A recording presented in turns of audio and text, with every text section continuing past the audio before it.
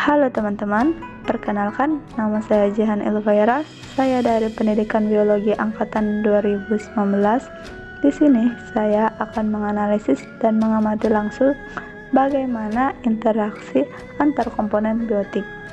Untuk lebih jelasnya lagi, mari ikuti kita bersama-sama.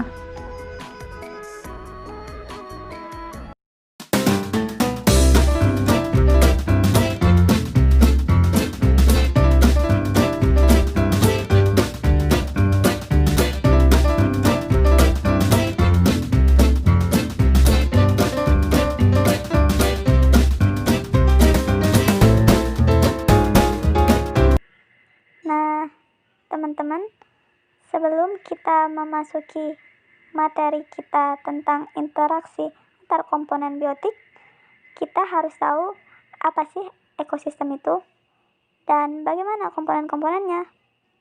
Lanjut di slide berikut.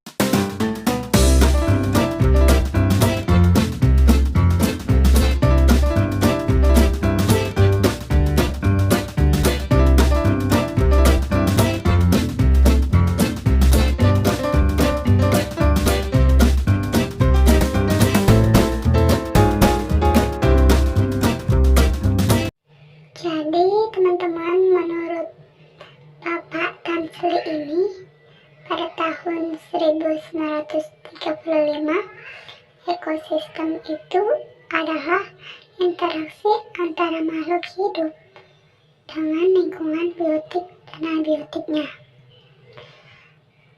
Itu menurut Bapak ekologi. Nah, menurut kita pada umumnya, ekosistem itu suatu sistem ekologi yang terbentuk oleh sistem timbal balik yang tidak terpisahkan antara makhluk hidup dengan lingkungan. Ekosistem juga bisa dikatakan suatu tatanan kesatuan secara utuh dan menyeluruh antara segenap unsur lingkungan hidup yang saling mempengaruhi. Nah, itu pengertian dari ekosistem.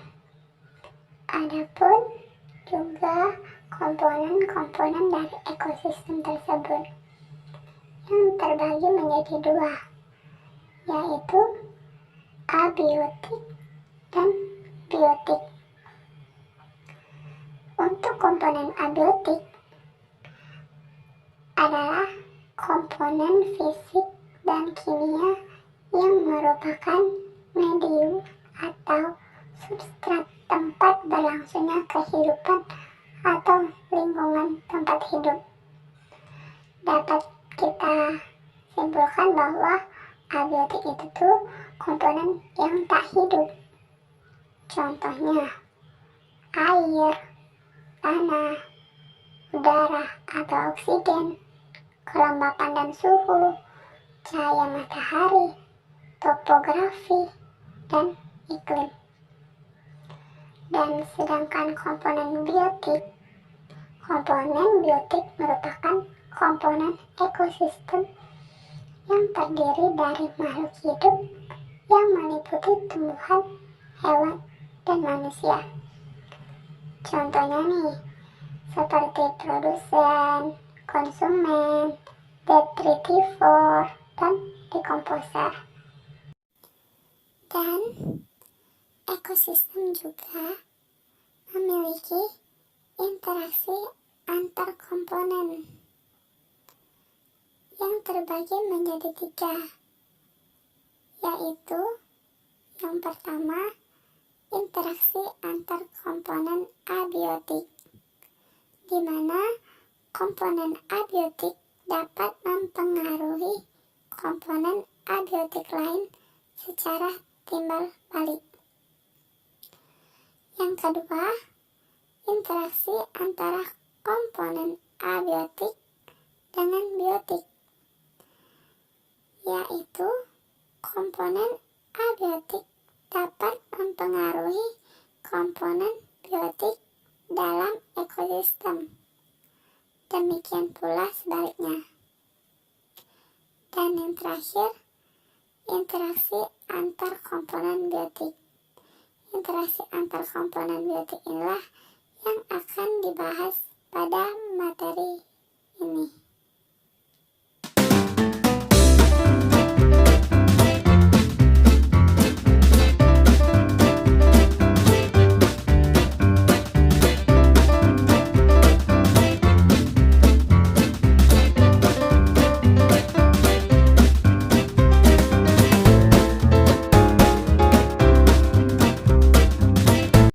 Jadi teman-teman, itu penjelasan dari ekosistem.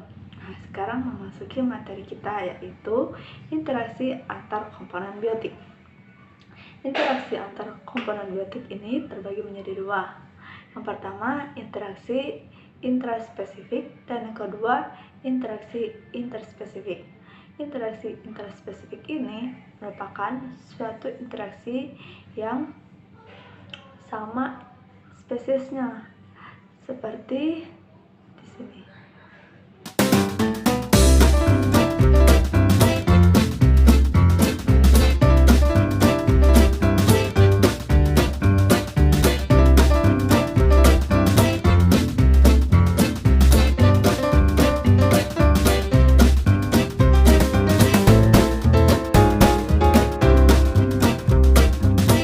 Pada koloni semut, di situ terdapat pembagian kerja yang sangat rapi antara ratu, prajurit, maupun pekerja. Interaksi pada koloni semut ini lebih bersifat saling membantu dan menguntungkan. Dan adapun yang sering kita dengar kalau semut itu tuh saling bersapa atau menyentuh kepada semut yang lain. Itu karena mereka saling membantu untuk berbagi makanan ataupun mendeteksi bahaya yang terdapat di dalam tubuhnya. Oleh karena itulah, semut itu memiliki cara sendiri untuk berinteraksi sosial. Mereka hanya ingin memastikan bahwa semut yang berada di dekatnya masih satu sarang dengannya, agar terhindar dari penyusup atau ancaman anggota lain di luar koloninya. Nah, itulah yang disebut interaksi intraspesifik.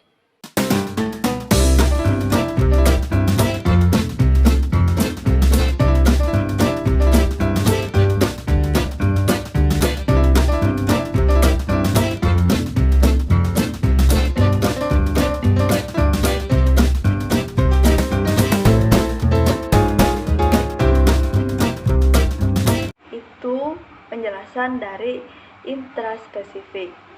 Nah, sekarang interaksi interspesifik merupakan interaksi antara makhluk hidup dan makhluk lainnya, namun berbeda spesies.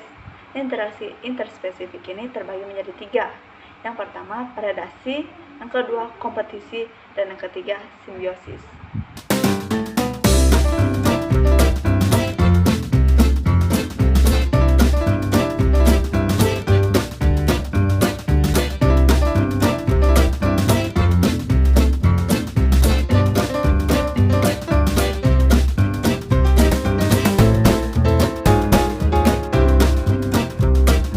Jadi yang pertama itu predasi.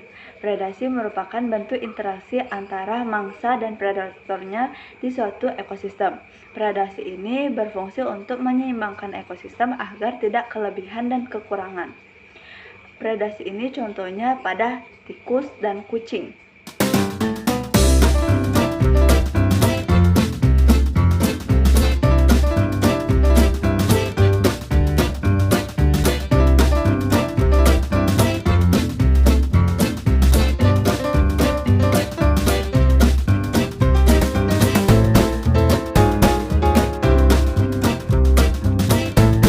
Kedua, yaitu kompetisi. Kompetisi merupakan hubungan antara satu makhluk hidup dan makhluk hidup lainnya yang saling bersaing untuk mendapatkan sesuatu. Kompetisi ini contohnya pada video berikut.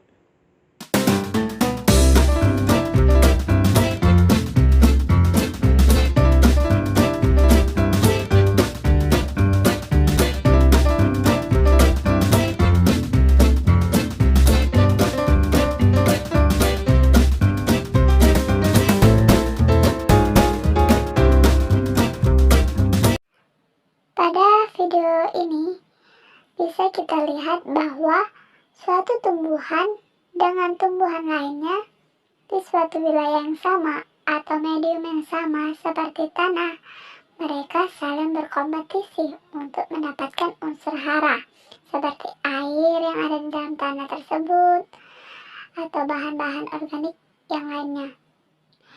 Serta mereka saling berkompetisi untuk mendapatkan cahaya matahari.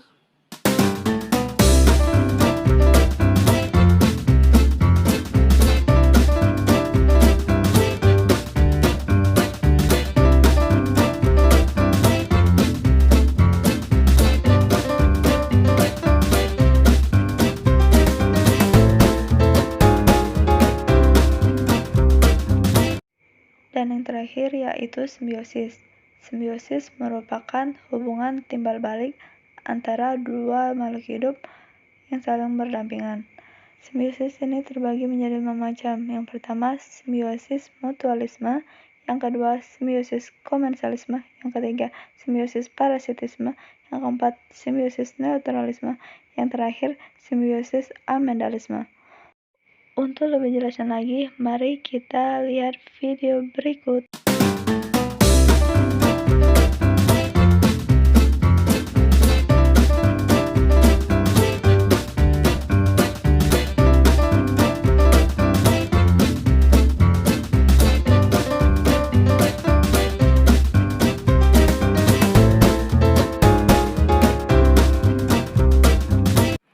Simbiosis mutualisme.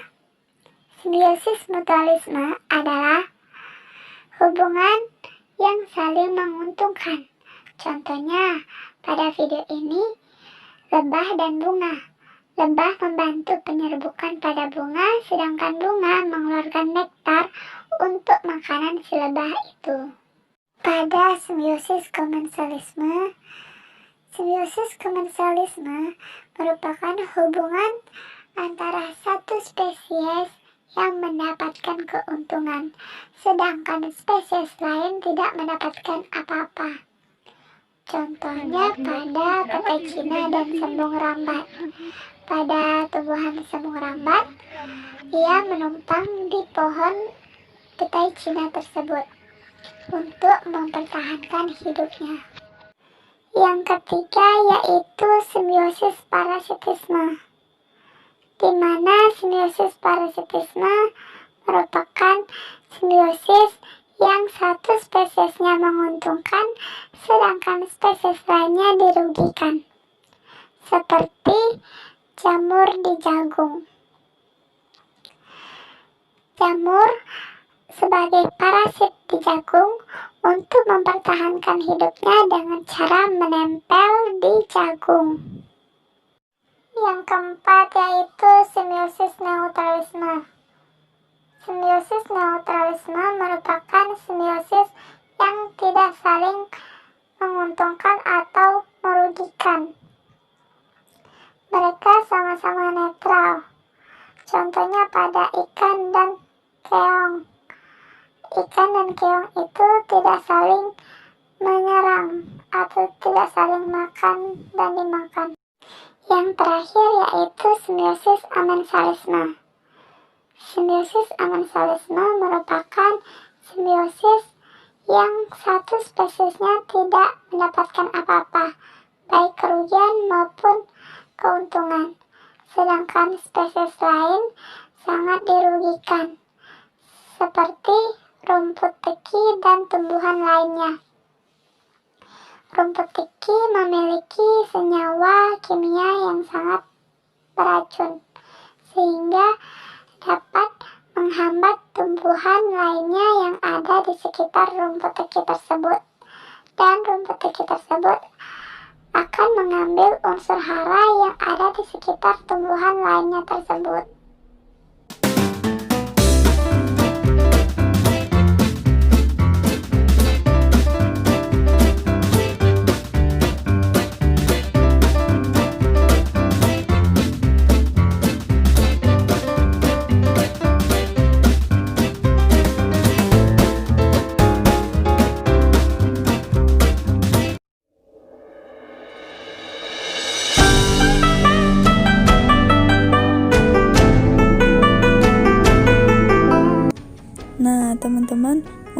itu saja penjelasan dari saya.